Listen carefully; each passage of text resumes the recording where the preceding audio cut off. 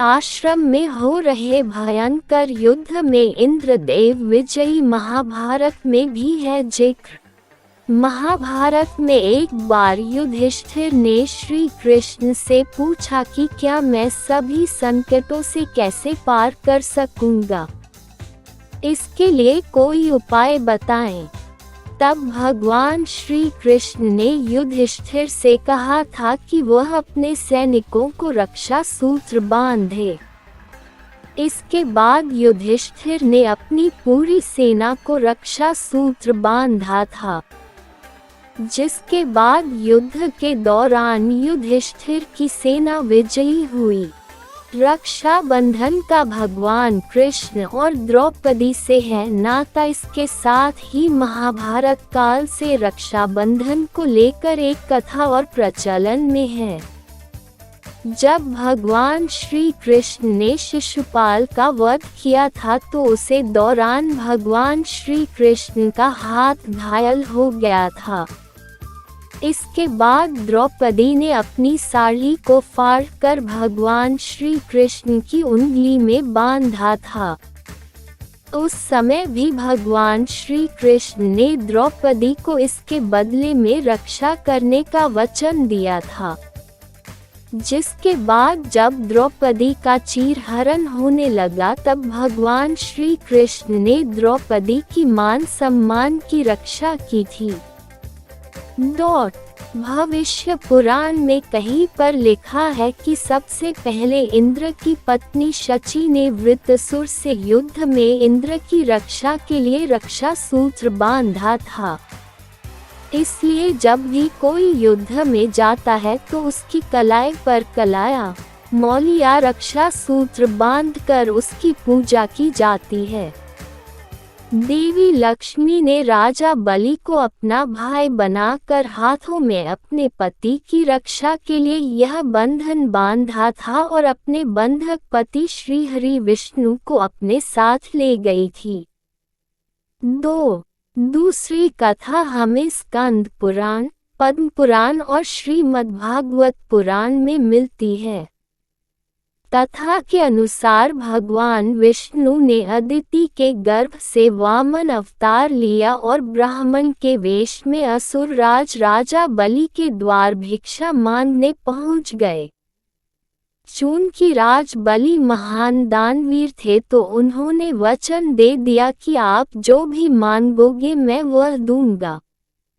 भगवान ने बलि से भिक्षा में 3 पग भूमि की मांग ली। बलि ने तत्काल हाँ कर दी, क्योंकि 3 पग ही भूमि तो देना थी।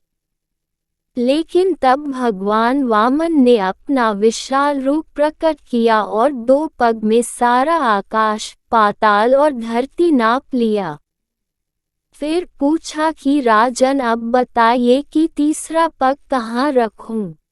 तब विष्णु भक्त राजा बलि ने कहा, भगवान आप मेरे सिर पर रख लीजिए। और फिर भगवान ने राजा बलि को रसातल का राजा बनाकर अजर अमर होने का वरदान दे दिया।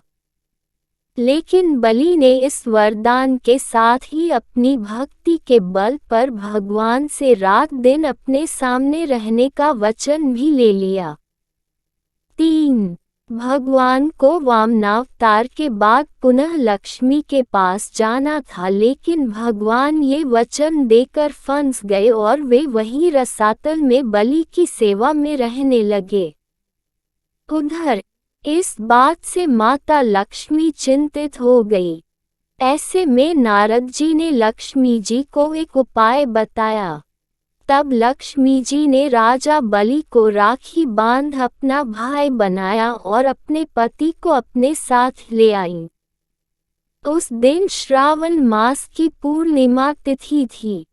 तभी से यह रक्षा बंधन का त्योहार प्रचलन में है। 4.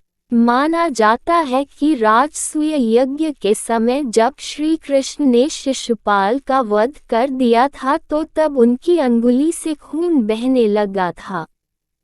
इसे देखकर द्रौपदी ने तुरंत ही अपनी साड़ी का एक टुकड़ा फाड़कर उनकी अंगुली पर बांध दिया था।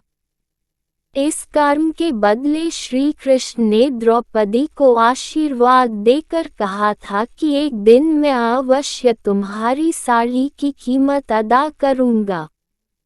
इन कर्मों की वजह से श्री कृष्ण ने द्रौपदी के चीरहरण के समय उनकी साड़ी को इस पुण्य के बदले ब्याज सहित इतना बढ़ाकर लौटा दिया और उनकी लाज बच गई।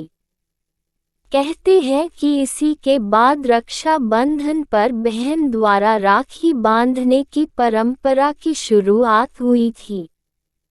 5.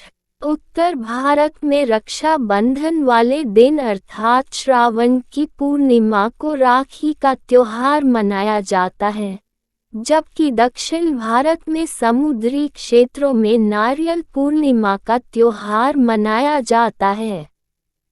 नारियल पूर्णिमा खासकर सभी मछुआरों का त्योहार होता है। मछुआरे भी मछली पकड़ने की शुरुआत इसी दिन से भगवान इंद्र और वरुण की पूजा करने से करते हैं।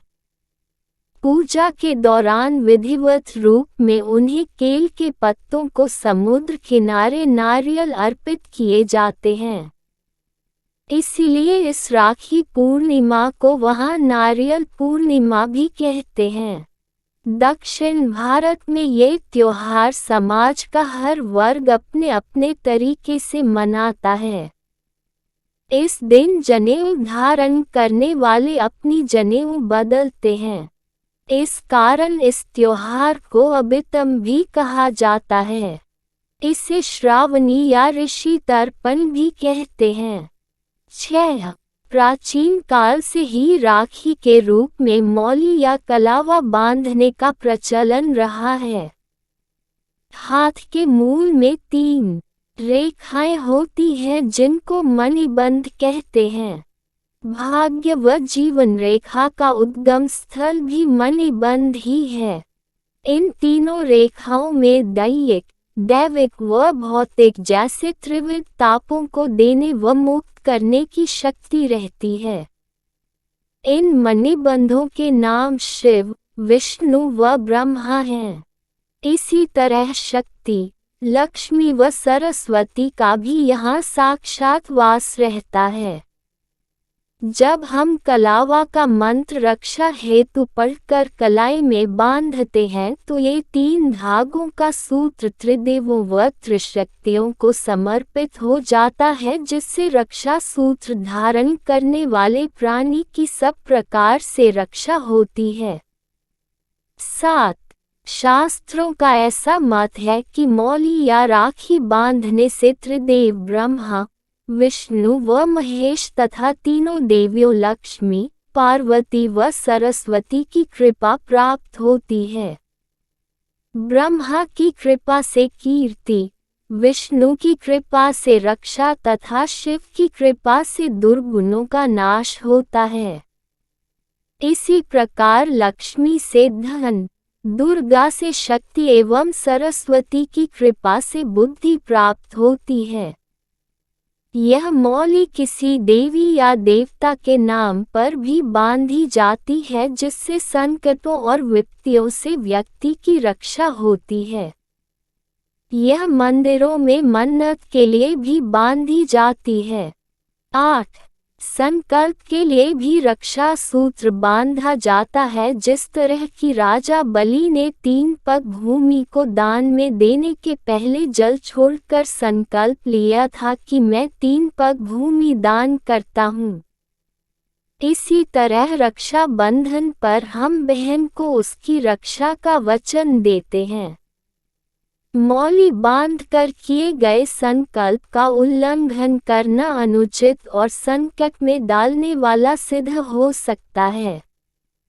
यदि आपने राखी या मौली बांधी है तो उसकी पवित्रता का ध्यान रखना भी जरूरी हो जाता है। 9.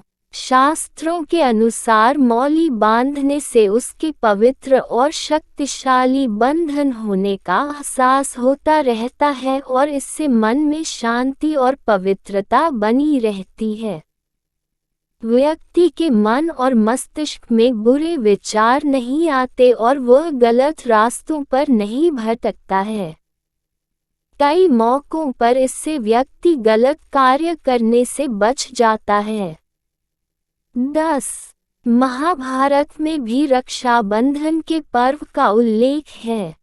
जब युधिष्ठिर ने भगवान कृष्ण से पूछा कि मैं सभी संकटों को कैसे पार कर सकता हूँ, तब कृष्ण ने उनकी तथा उनकी सेना की रक्षा के लिए राखी का त्योहार मनाने की सलाह दी थी।